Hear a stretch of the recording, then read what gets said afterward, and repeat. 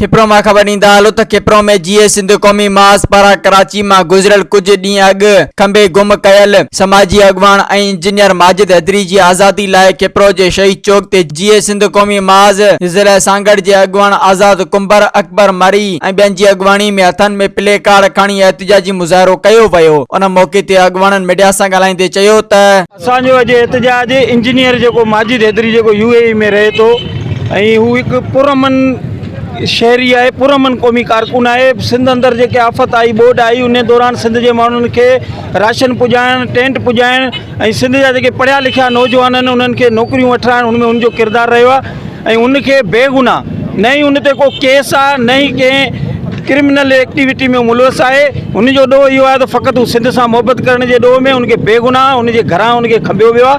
असां आलमी इदारनि खे इंसानी हक़नि जे इदारनि खे ऐं अक़वामी मुतहदा खे अपील था कयूं त सिंध अंदर जेके पंहिंजे वतन जी ॻाल्हि कनि था उन्हनि खे खंबे गुम करनि। इंसानी हक़नि जी लताड़ आहे उन जो नोटिस वठंदे माजिद हैदरी समेत जेके बि खंबे गुम कयल क़ौमी कारकुन आहिनि उन्हनि खे समूरनि खे आज़ादु कयो वञे।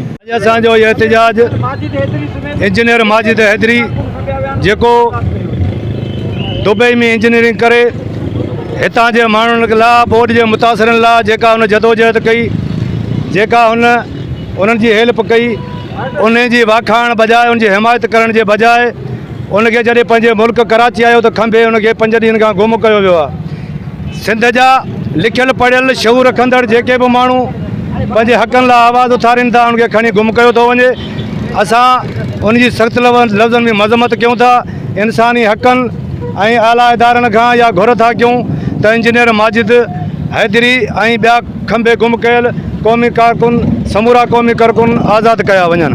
बुनियादी तरह असांजो एहतिजाज इन जे करे आहे जो माजिद हैदरी हिकु पुरअमन सियासी कारकुन आहे। सियासी कारकुन सां गॾु हू तमामु हिकु संजीदा पढ़ियो लिखियो नौजवान आहे जंहिंखे खणी गुम करण जी असां मज़म्मत कयूं था ऐं असां डिमांड कयूं था त माजिद हैदरी खे फौरी तौरु आज़ादु कयो वञे। का माजिद हैदरी ते का चार्ज शीट आहे त तव्हां कोर्ट में पेश करे हुनखे अदालतुनि जे कटहरे में पेश कयो जेकॾहिं को हू ॾोह साबित थिए थो ॾोह मुताबिक़ हुनखे सज़ा ॾिनी वञे। Somro 3D wallpaper and PVC panel shop दे रहा है सबसे अच्छी सर्विस, बेहतरीन क्वालिटी के आला मयार वॉलपेपर और सीलिंग खूबसूरत डिजाइन और कलर्स में दस्तयाब है। हर किस्म के PVC वॉलपेपर्स और सीलिंग लगवाने के लिए हमसे राब्ता करें। हैदराबाद, कासिमाबाद, लतीफाबाद, जामशोरो, मीरपुर खास और सिंध के मुख्तलिफ शहरों में सर्विस मौजूद है। Soomro 3D wallpaper and PVC panel. राब्ता नंबर रंजन अली सोमरो 0333 370 2516। व्हाट्सएप 0333 370 7886।